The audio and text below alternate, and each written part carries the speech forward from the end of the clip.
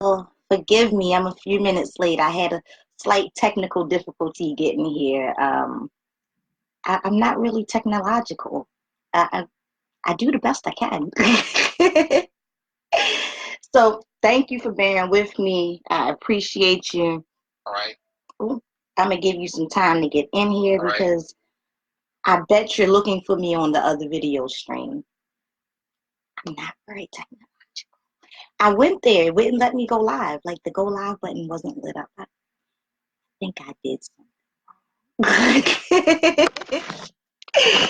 But that's part of being stronger than your struggles, right? Is to just be able to find a way to adapt and adjust when things aren't going your way. So I could not broadcast live from the stream that I'm supposed to be broadcasting live from, but I'm here. So I'm going to go ahead and tell you a little bit about why we're here today, because in the 2.5 years that I've been running Stronger Than My Struggles, I don't think I've ever been live on this page. So it's really a momentous occasion for me to come here and be live and be able to talk to you today. I've been wanting to do this for quite some time. The tour had me so busy, like my head was like, whoosh. And no matter how much I wanted to be here with you, I don't like to half-ass anything. So I didn't want to check in when I didn't have time to devote to doing this the right way. And, I published my books, most of them 2 years ago. And when I published my books, I'm like, I was in a state of mania. So I published 6 books like back to back to back to back. And I don't think that I really took time to really like invest in spending time with each book, um, getting to share the book with my readers versus selling a book. Like selling a book is great, but I really have this thing about connection, and because I have this thing about connection, I've had this feeling that I wanted to like do book discussions and travel and do book readings and stuff, but my schedule was just like too busy. So now Team Stronger and they're amazing.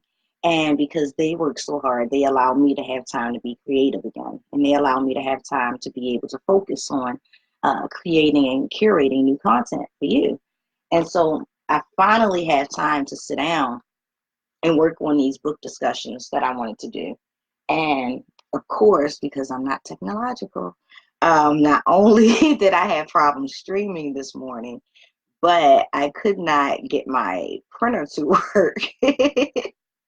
So I have my notes on my phone, so forgive me, because normally I would have it printed out, but stronger than my struggles, right? So today, I really want to talk to you about, well, actually this week, we're going to go over some of the stories inside of The Strength of a Woman. And each day we're going to delve into a different story, a different woman's journey, things that we can learn from it, words of wisdom that are inside each story, and then some questions that we can kind of like ponder for ourselves. And then let's see, I don't really know how to work this thingamabobbit, right? So sometimes when I'm on my, don't laugh at me, this is really new for me. Sometimes when I'm on my personal page going live, like it tells me, oh, I probably have to do that from my phone, don't I? It tells me like when people are coming in and then it gives me the option to like add them to the stream, but I don't see that here. I might have to do that from my phone. So I'll try from my phone tomorrow and hopefully I'll be able to bring you into the conversation. I'll try from my phone tomorrow. Like, I'm not technological, but I care, right? The caring matters. So today, I really want to go over the first chapter of the book, which is written by Sheron Burks, who is my co-author from the United Kingdom. And I met Sheron online here on Facebook, and we were able to connect, and she shared her stories through the Stronger Than My Struggle platform, and we formed a sisterhood, and that was a beautiful thing. Sheron had a devastating story. Hopefully, you had a chance to download the book while we were giving it away free over the weekend. But Sheron had a devastating story, And it's a story of resiliency, of being able to pick yourself up from the dregs of the bottom of the barrel to create the life that you know that you were meant to live, you know? And so many of us have gotten stuck, like literally stuck in far less than what Sheron had to endure, you know? In just a short period of time, in case you haven't read the story, which we will go over some passages, but in case you haven't read the story, in just a short period of time, and I say short meaning 6 years, in a 6 year span, Sheron had to deal with the illness of her child, her father's passing, and then losing the love of her life untimely. And while she was losing all of these people and dealing with such illness, situations caused her to lose her job, her home, all of her savings, you know, and to be totally displaced mentally and emotionally and physically. But yet she was able to find uh, the ability to pick herself back up again, to be able to refocus and to find strength through situations that many of us would have crumbled from. And so I want to share pieces of Sheron's story today. But before I do, I like to start with the introduction to this book. And I like to do it every day. We're going to be here every day this week, Tuesday through Sunday. And I like to do it and share this introduction because I feel like if a person is just coming in and they haven't had the chance to like really know what we're talking about, then they would miss out. And so even if they are the first time they're seeing this video or the next video, I feel like the introduction to help them understand why it's so important that we not hold our stories in, but are able to share, because not only do we go through our own healing journey, but our journey is what may inspire someone else's. So this introduction starts. The strength of a woman is unmatched by most forces of nature. There have been news reports of women lifting cars to free their trapped child. Incredible, right? For centuries, women have been the backbones of their families and communities both. Yet the cry of the woman who nurtures all is often unheard. Looked to for strength, she is not allowed to be weak. Women must bear the children and bury them. Bury the ones who brought us into the world, and even our spouses. We nurture children who grow up to resemble in no way the child we bore and loved. No matter the adversity, we're taught that it's just life, and real women deal with it. The women in this book did more than just deal with it. They made it work for them. Life happens. There are ups and downs, and some of the downs can almost kill you, literally. But they're still here. Not only are they here, they're standing strong to tell their stories in hopes of encouraging another woman to find strength through her own struggles. When I connected with this group of women from across the US and UK, I knew that I had found a special bunch, and I was honored to be able to share their stories of smiling in the face of adversity. The strength of a woman can be found in her smile, the shine in her eyes, the swing of her step, and even her laughter as the world crumbles around her. To look at many women, you never imagine the struggles they're facing or have had to overcome. Women wear the mask of survivor so well. Our hope is to touch at least one woman's life and give her the courage to push forward towards her own happiness. And each woman, each woman inside this anthology, her story is just heartbreaking but beautiful at the same time.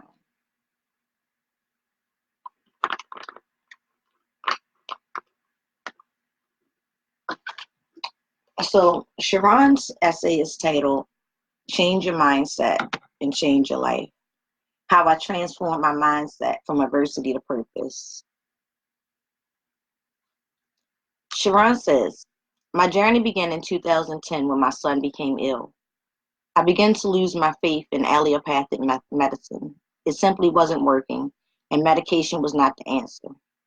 I was desperate to seek out a naturopathic practitioner, someone who uses natural healing modalities. And then I did not know who to ask, and I thought about this constantly, and it became a stressful experience. One day, whilst at home on the radio, I heard this man being interviewed, and it got my attention. He was talking so passionately about health and nutrition, and it resonated with me. I knew the Creator had answered my prayers. I contacted the radio station and was given his contact details.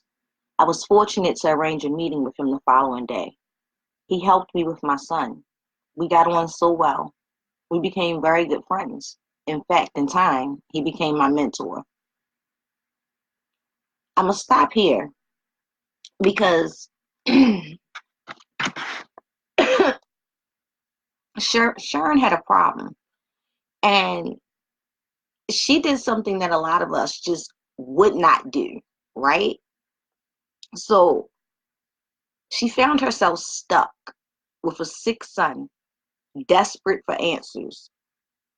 What was happening in her life already wasn't working. And a normal form of medicine was not an option.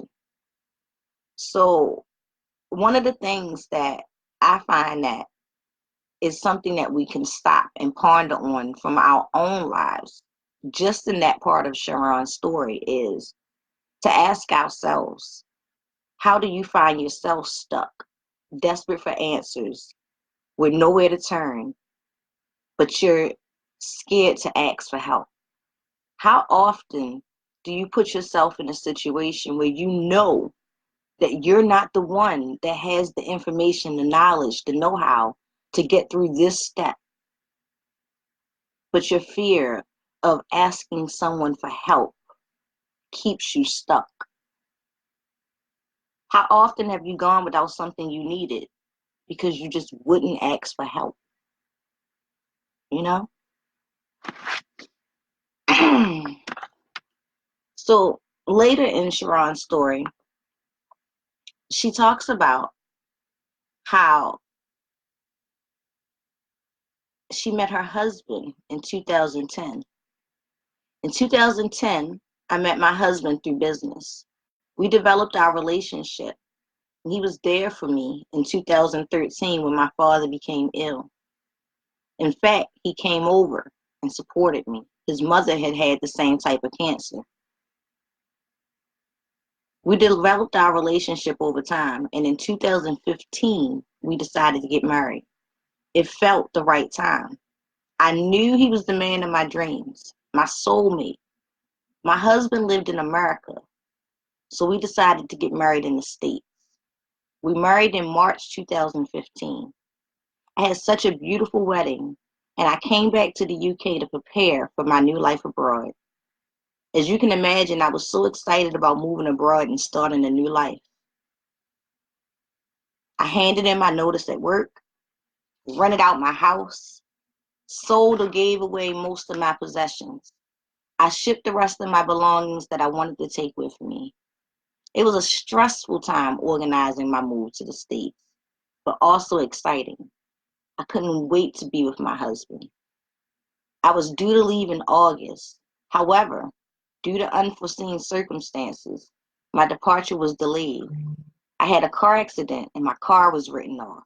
That was August. In September, I fell ill, and for a month I could not travel.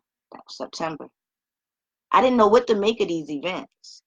Some of my friends made light of the situation. They said, maybe you're not meant to go. By now it was October, and I booked my flight for the last day of the month, October 31st. I recall speaking to my husband on the Monday prior, telling him how much I missed him, and I looked forward to seeing him on Friday. The day before I was due to travel, I looked at my cell phone.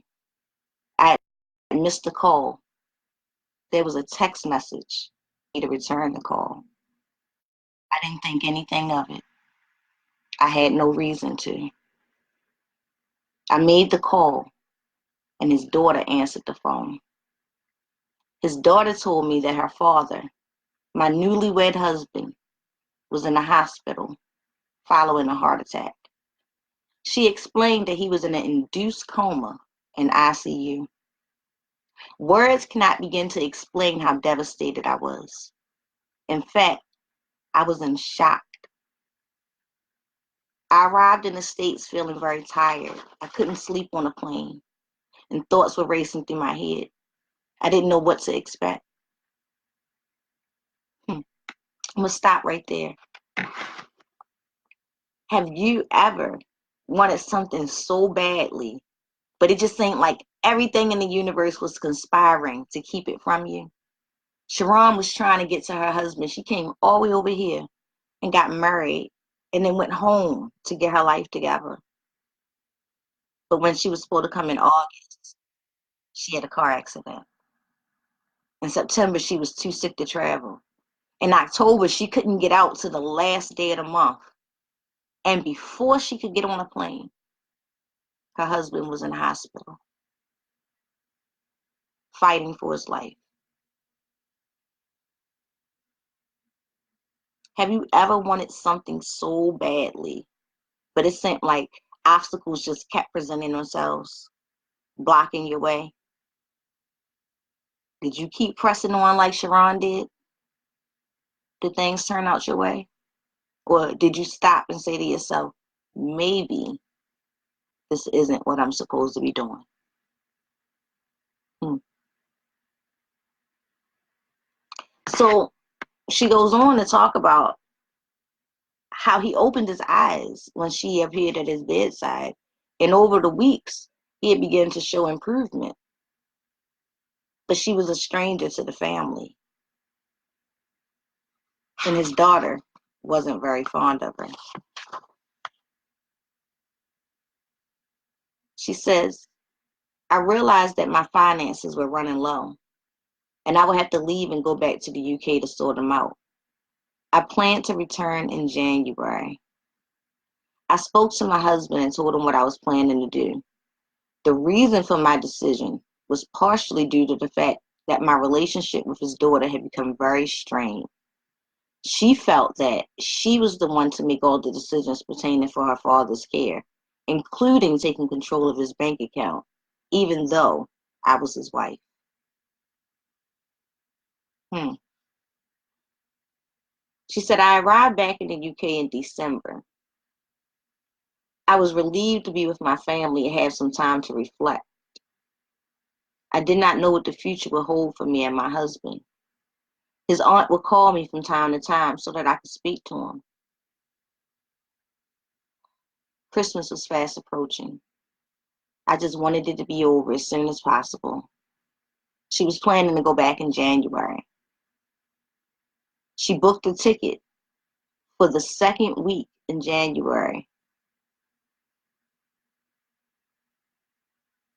On the 19th of January, she received a message saying that her husband had died. She didn't want to stay in the States without him, so she went back home to the UK. She said, I returned to the UK because I could not live in the States without him. He was the reason why I was moving there in the first place. I came back with nothing. No money, no job, no house, no car. I was heartbroken and in a dark place. I called it the dark night of my soul. My life was completely turned upside down. I blamed myself for not being there for him. I'm going to stop right here. So, in the span of 6 short years, Sheron had to deal with the illness of her son, loss of her father, and loss of her husband. She lost her job. She lost her home. She lost her car. She had no finances. She literally hit rock bottom. How do you react to that type of a serious change and transition in your life? She said, I blamed myself for not being there for him. He had a serious illness. She couldn't control it and she didn't cause it. Yet in her depression, She allowed herself to feel responsible for not being able to fix him. Have you ever held yourself accountable for a situation that you didn't cause, but you had to struggle through? Like you knew someone else had created this situation, but you took that blame, that shame on. Hmm.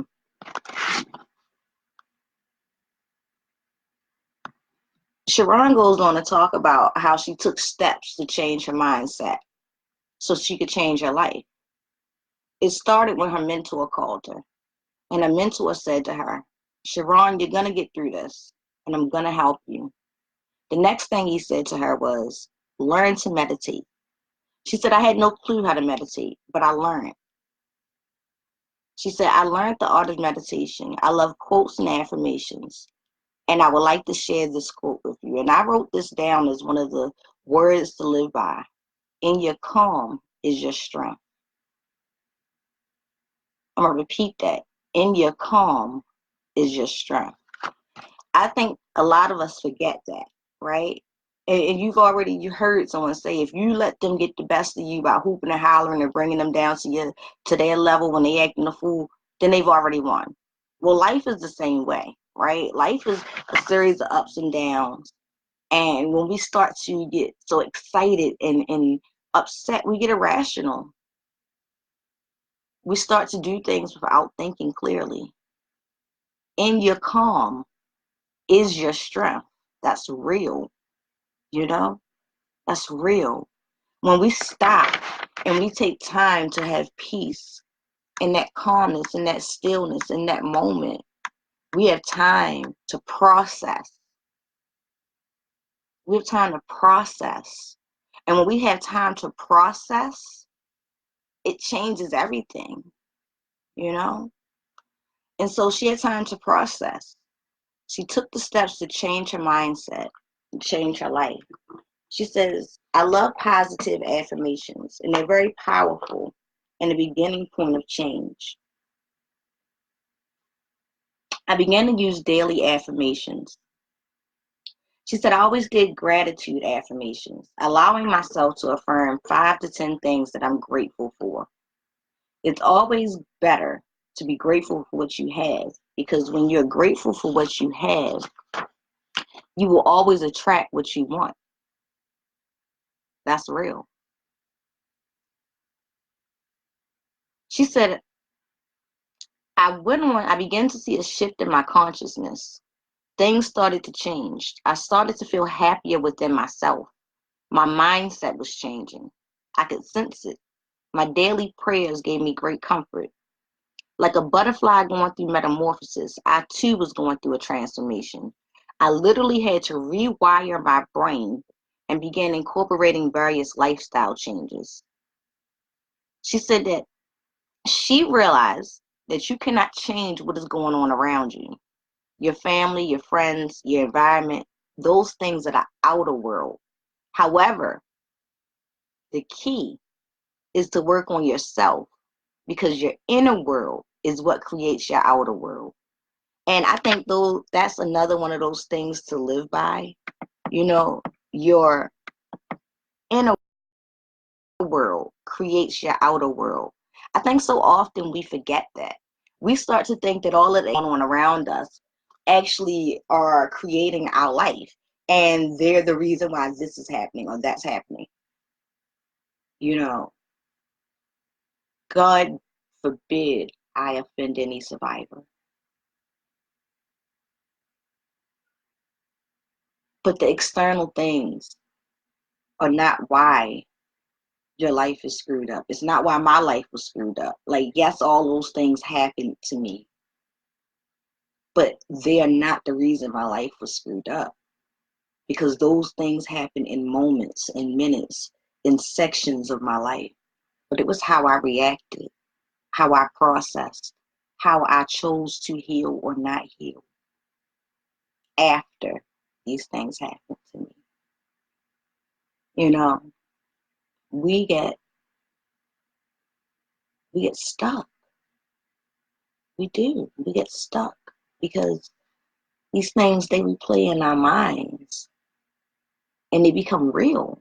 It's almost like it didn't happen this 1 minute. It happened all the time. It happened yesterday. It happened now. It's happening now. But we have to, like Sheron did, learn to rewire our minds. She said, my whole world had changed upside down. I didn't know what I was going to do with my life, but I was determined that I was not going back to my old job. I had created a new personality. I had come out of my comfort zone. I was fearless. The next thing I did was create a vision board of the life that I wanted to live. I visualized that life. You know, I've heard people laugh when I say create a vision board. Vision boards are so important. They really are. You know, I have two right here, right? And it's because these are the things that I was trying to attract in my life. And it's actually time for me to create new ones. Yeah, I frame my vision boards. Don't laugh at me. I have like 3 in the room in frames. And I actually have to create a new one soon because I've accomplished almost everything on my vision board. Like when I created this, I was not traveling. Travel was a goal.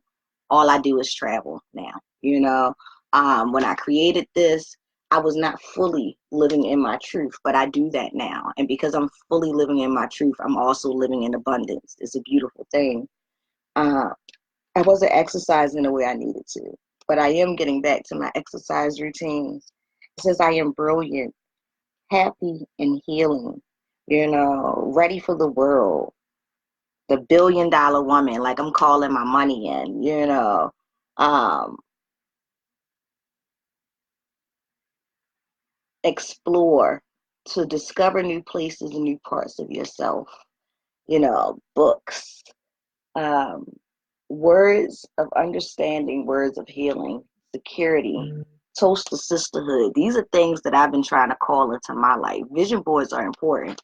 And this one has, let's see, this one is all about the life I want to live. You don't have to be perfect. Beautiful fashion icon. Like y'all know, I redid my whole wardrobe. You know, it's all about trying to visualize who you want to be, where you want to be, the things you want. And so I've heard people laugh at the idea of creating a vision board, but I tell you, it gives you a focal point of the lifestyle that you're trying to create and somewhere to look for inspiration when you feel down or you feel like it's just not happening fast enough, you know. Sheron went on to say, again, she said, the next thing I did was create a vision board of the life that I want. I visualized that life. This technique is highly effective as the mind thinks in pictures. My new career will be around helping people. That is all I knew I wanted to do. So she went on to say,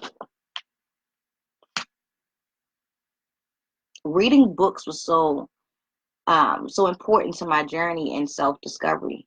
I read great inspirational books that expanded my mindset. Books such as Napoleon Hill's Think and Grow Rich. I thoroughly recommend this book. It changed my mindset.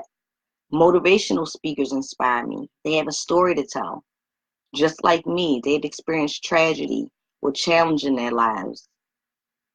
She listened to speakers such as Lisa Nichols, Les Brown, Tony Robbins, Louis Hay, and Jen Rowan. She said, here's a quote that I'd like to share. Success is not something you pursue. Success is something you attract by the person you become. I find that to be totally true. You know, it is so real that if we just start walking in our purpose, when we walk in our purpose, you know, when we walk in our purpose, things just start to happen around us. Success, it comes because you are who you're supposed to be. It just does because you're not trying to go by someone else's definition of success.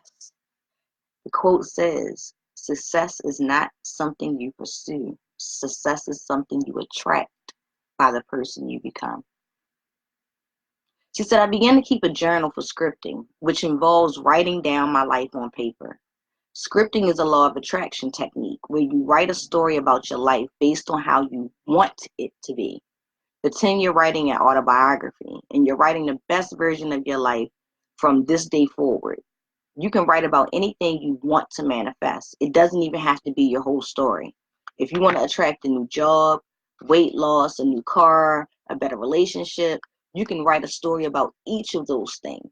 You are the writer, and you can tell your story exactly as you want. And that's true for how you create your life. Like, you don't have to just write this fictional version of your life. You can create that. You are the author of your life. There are people who are going to come in and they're going to be supporting characters and bit players, but you're the author.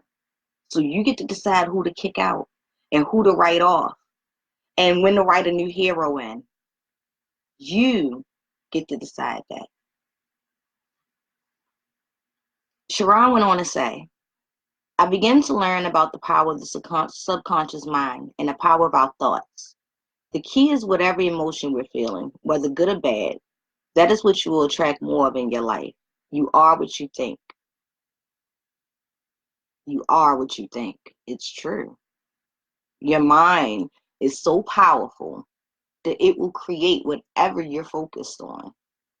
Like, have you heard of women having like hysterical pregnancies? Like they think they're pregnant, so the body starts to actually respond. Like they gain weight, their period stops. Like it's like, hey, your mind has told you that you're pregnant, and so look, the body's so confused. We're just gonna keep up with you.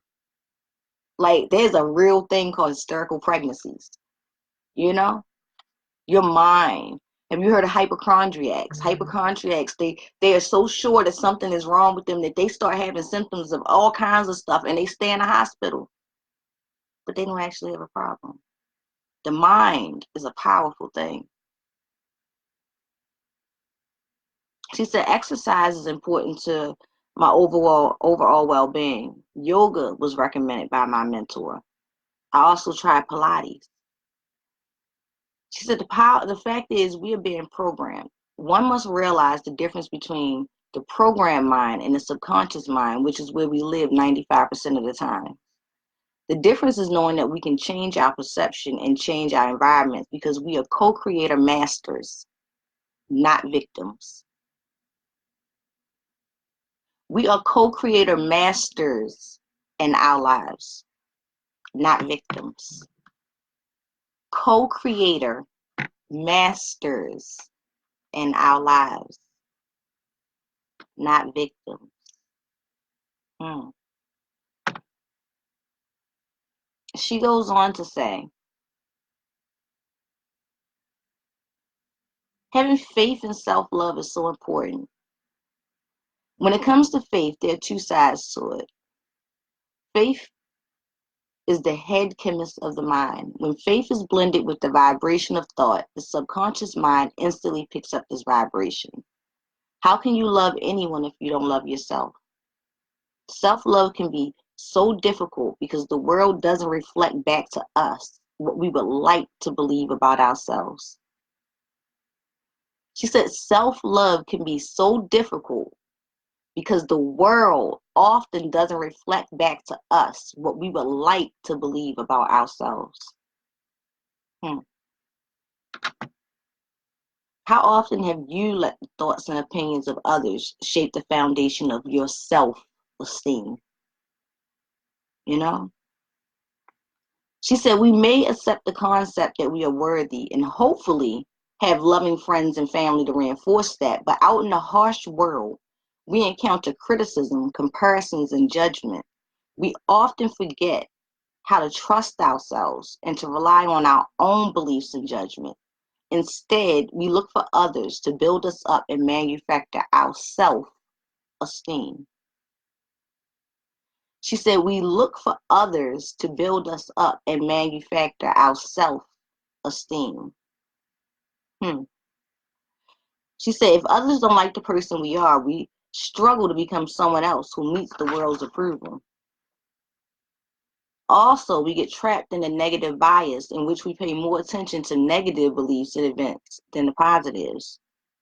We're simply wired to focus on our flaws and shortcomings more than our positive qualities. She said, I had to examine my own values and get a clear picture of my own beliefs of what kind of person I wanted to be and how I wanted to live my life. I had to start paying attention to the nature of my thoughts and how often I thought negative thoughts about myself.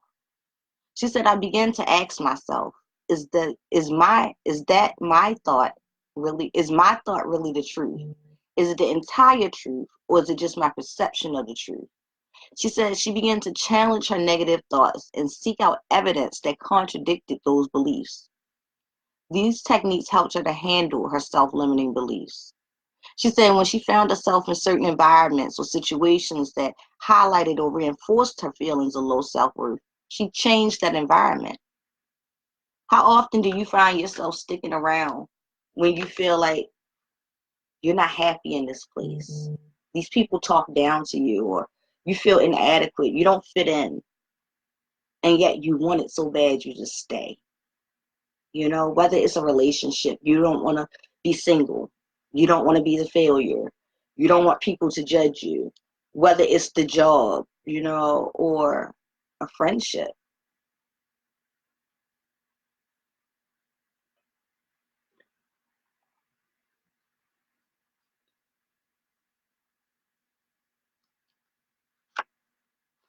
She went on to say, hmm,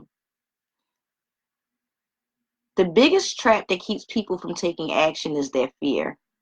The fear of failure, success, rejection, pain, and even the unknown. The only way to deal with fear is to face it and act in spite of it. Mm, hmm.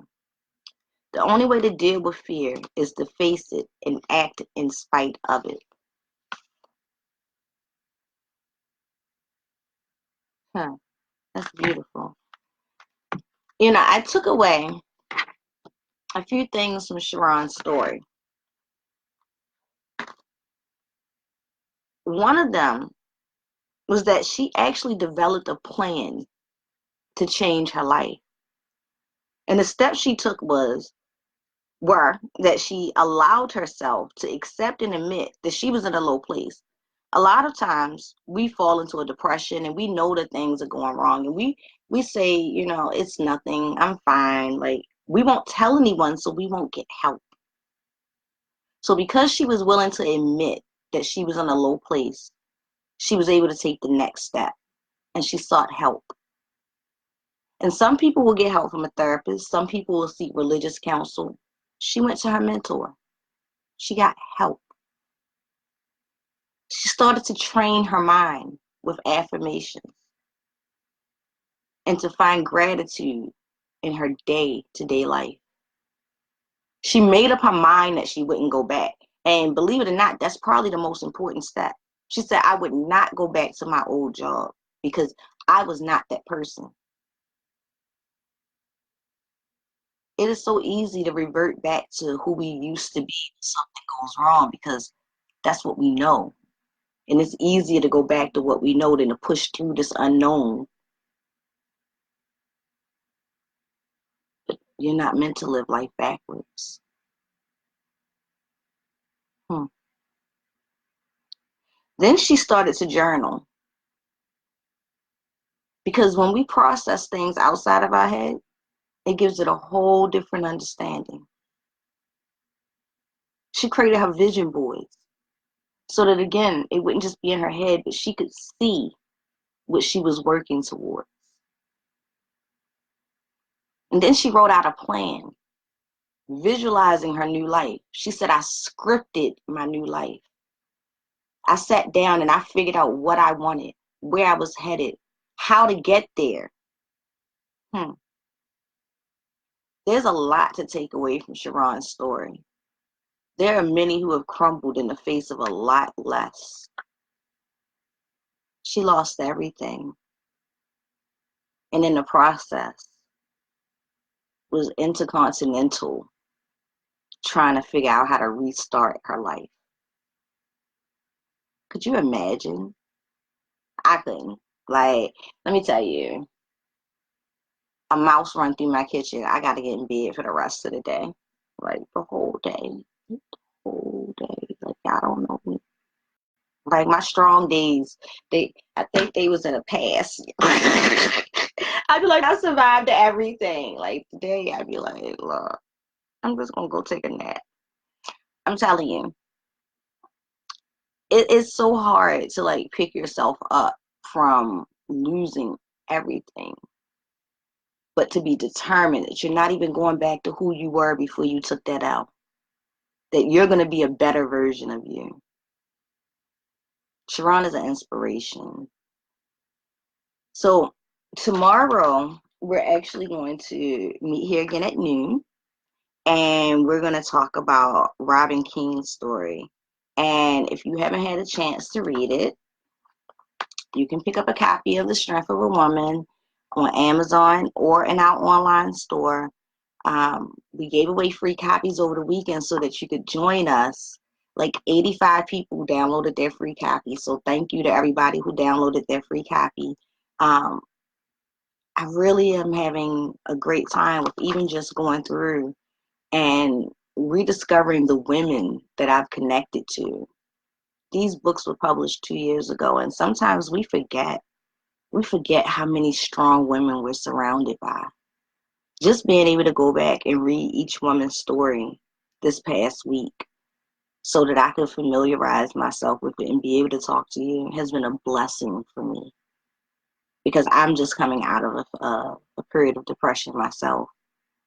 So to be able to see and read about so much strength and resiliency is really helped me this week. I hope you'll join me again tomorrow. I'll be back here at noon. We'll do this every day until the 6th as we go through each woman's story.